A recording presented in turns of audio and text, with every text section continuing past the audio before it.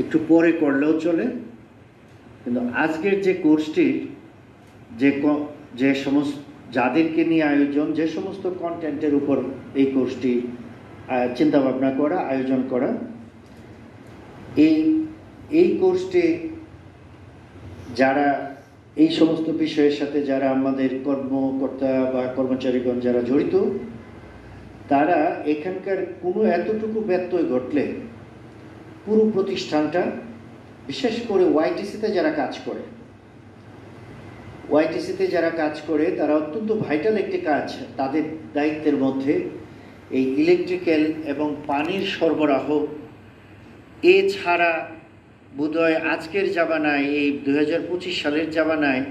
বিদ্যুৎ ছাড়া অথবা পানি ছাড়া তো বহু আগে থেকেই কোনোভাবেই এই প্রতিষ্ঠানটিকে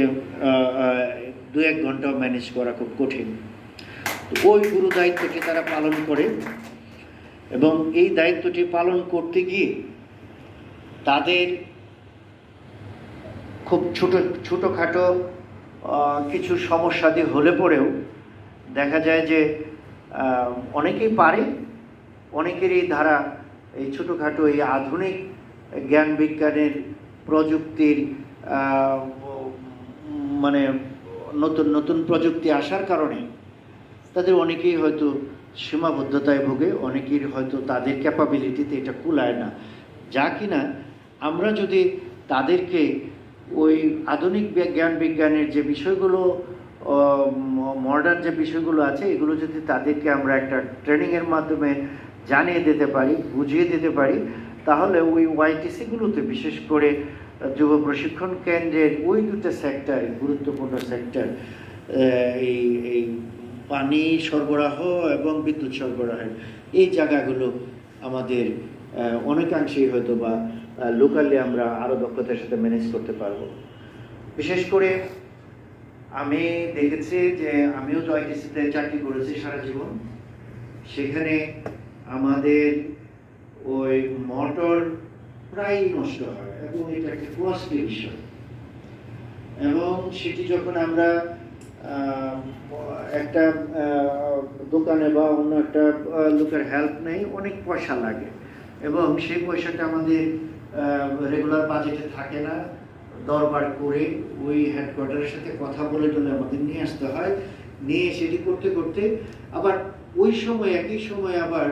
ওই প্রশিক্ষণ কেন্দ্রে হয়তো বা 60 জন 100 জন প্রশিক্ষণার্থী ও কন্টিনিউয়াস প্রশিক্ষণ করে, কেননা দরবার লম্বা করার সময় নাই। দেখা যায় যে ইমিডিয়েটলি আমরা তাদের লোকালি অ্যারেঞ্জ করে এবং অনেকগুলো টাকার খরচ হয়।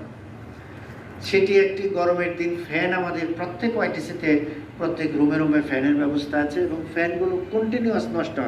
নষ্ট হবেই, এটা নিয়ে প্রবলেম নাই। সুইচ টুইচ নষ্ট হবে, এটা যেতে পারে।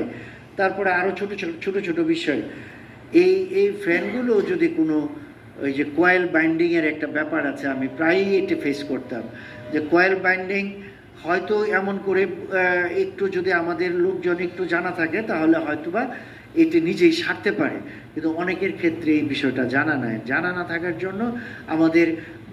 5টা ফ্যান যদি কয়েল ভাঙার জন্য ক্রমান্বয়ে আমরা জড়ো করে রাখি, নতুন ফ্যানও কিনতে পারে না আমাদের ছাত্রছাত্রীরা কষ্ট করে। তো এই জায়গাটাও আমরা এবার গুরুত্ব দিব, এই মোটর বাইন্ডিং, কয়েল বাইন্ডিং এবং নতুন যে প্রযুক্তি এসছে, এই প্রযুক্তিগুলোকে আমরা হাতে কলমে আমাদের এই মানে অংশগ্রহণকারীদের মাঝে আমরা তুলে ধরবো, যাতে ভবিষ্যতে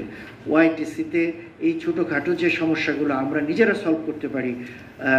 এই সমস্যাগুলো যাতে ওনারা ভবিষ্যতে সমাধান করতে পারে। আমাদের আরেকটি গ্রুপ আছে, যে গ্রুপটি সহকারী প্রশিক্ষক ইলেকট্রিক্যাল অ্যান্ড হাউস ওয়্যারিং। সেখানে আমরা একসাথে এই দুটি গ্রুপকে দিতে চাইনি, কিন্তু বাধ্য হয়েছে ডিউ টু আমার প্রশিক্ষণের ব্যাচ 40 জনের। আমরা প্রায়োরিটি ভিত্তিতে এই ইলেকট্রিক্যাল অ্যান্ড পাম্প অপারেটরদের নিতে চেয়েছিলাম। তো সেখানে আমাদের যেহেতু তারা সর্বসাকল্যে এই বোধহয় 23 জনই আমরা পেয়েছি, আর বাকিদেরকে বেসটা ফিল আপ করতে আমরা একই স্কেল এবং একই গোত্রের কাজ বিদায় আমাদের ঊর্ধ্বতন স্যারেরা পরামর্শ দিলেন যে হ্যাঁ এইভাবে আমরা করতে পারি। ওকে, তো সেই কারণে আমাদের যে ইলেকট্রিক্যাল অ্যান্ড হাউস ওয়্যারিংয়ের যে সহকারী প্রশিক্ষক যারা আছেন, আমরা প্রশিক্ষণ এই দুইটা গ্রুপকে মাথায় রেখে আমরা ট্রেনারগুলো ওই লেভেলের সিলেকশন করেছি যাতে করে আমাদের এই দুই গ্রুপেরই মানে দক্ষতার দিকটা প্রভূত উন্নতি হয়। আধুনিক যে কলা কৌশল প্রযুক্তিগুলো আছে, এই প্রযুক্তিগুলো দুই গ্রুপ জেনেই যাতে আমার কেউ ওয়াইটিসির ম্যানেজমেন্টে, কেউ আমাদের ওই প্রশিক্ষক হিসাবে আমাদের প্রশিক্ষণার্থীর মাঝে সেই আধুনিক ধ্যান ধারণাটা সরবরাহ করে তাদেরকে আরও দক্ষ করে গড়ে তুলতে পারে। তো আমরা আশা করি আমাদের কোর্সটি আমরা সফলভাবে শেষ করতে পারবো। এবার যদি শেষ করতে পারি, আমরা ইনফ্যাক্ট আগামী অর্থ বছরে এই ধরনের টেকনিক্যাল কোর্স যারা আমাদের বিভিন্ন লেভেলে কাজ করে এই তৃতীয় এবং চতুর্থ শ্রেণীতে, আমরা এই জায়গাটাও গুরুত্ব দিচ্ছি। আমাদের কর্তৃপক্ষ এ ব্যাপারে আমাদেরকে নির্দেশনা দিয়েছেন।